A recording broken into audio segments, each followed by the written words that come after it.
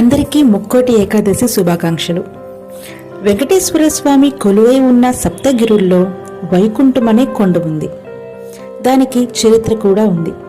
అందుకే అన్నమయ్య ఒక కీర్తనలో కట్టెదురా వైకుంఠము కానా చైన కొండ తట్టెలాయి మహిమలి తిరుమల కొండ తిరుమల కొండ అనే సంకీర్తనలో కలియుగ వైకుంఠ ధామంగా అభివర్ణించారు.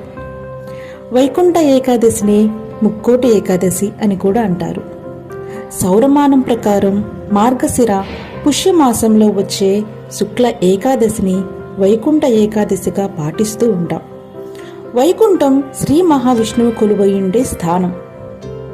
ఆ రోజును పురస్కరించుకుని తిరుమల ఆలయంలో వైకుంఠనాథుని దర్శనం చేసుకోవాలని లక్షలాది భక్తులు ఇచ్చేస్తుంటారు.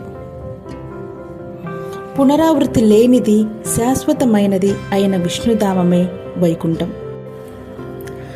మధు కైటబులు అనే రాక్షసులను శ్రీహరి సంహరించిన సందర్భంలో వారు దివ్య రూపాలు ధరించి దివ్య జ్ఞానంతో దేవా వైకుంఠవాస, వైకుంఠ ఏకాదశి రోజున ఉపవాస దీక్షతో భక్తి శ్రద్ధలతో నిన్ను ఆరాధించే భక్తులు ఉత్తర ద్వార దర్శనం చేసుకున్న వారికి వైకుంఠ ప్రాప్తి కలిగించమని కోరారు. అప్పుడు శ్రీహరి తదాస్తు అని సంతోషంగా అనుగ్రహించాడు. ముక్కోటి దేవతల బాధలను కష్టాలను నివారించిన ఏకాదశి కాబట్టి ముక్కోటి ఏకాదశి అయింది. ఈ రోజునే మహావిష్ణువు గరుడ వాహనంపై ముక్కోటి దేవతలతో భూలోకానికి సంచారం నిమిత్తం వస్తారని అష్టాదశ పురాణాలు వివరిస్తున్నాయి. ఏకాదశి అంటే 5 కర్మేంద్రియాలు, 5 జ్ఞానేంద్రియాలు కలిపి 10, మనసుతో 11 అంటే ఏకాదశి. ఈ అవయవాలతో పవిత్రమైన భక్తితో వైకుంఠుని సేవలో ఉంటే పవిత్రత పొంది సుఖానుభూతి కలిగి ఆఖరికి వైకుంఠం చేరతాడని శాస్త్రాలు చెప్తున్నాయి. ఇక ఉత్తర ద్వార దర్శనం విశేషమేంటో చూద్దామా?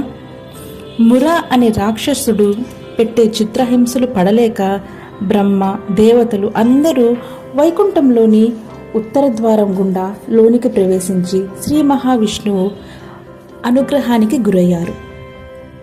అప్పుడు బ్రహ్మ కోరిక మేరకు ఉత్తర ద్వార దర్శనము ప్రతి ఏటా ముక్కోటి ఏకాదశి రోజున ఉంటుంది అని శ్రీహరి వరమిచ్చాడు. ఈ రోజు నుండి సూర్యుడు ఉత్తర దిశగా ప్రయాణం ప్రారంభించి ఉత్తరాయణ పుణ్యకాలానికి నాంది పలికాడు. పైన చెప్పుకున్న మధు కైటబులు కోరిక మేరకు ఉత్తర ద్వార దర్శనము కలిగించాడు మహావిష్ణువు. ఉత్తర ద్వార దర్శనం వల్ల మనకు ఉత్తమ గతులు కలుగుతాయని పురాణాలు చెబుతున్నాయి.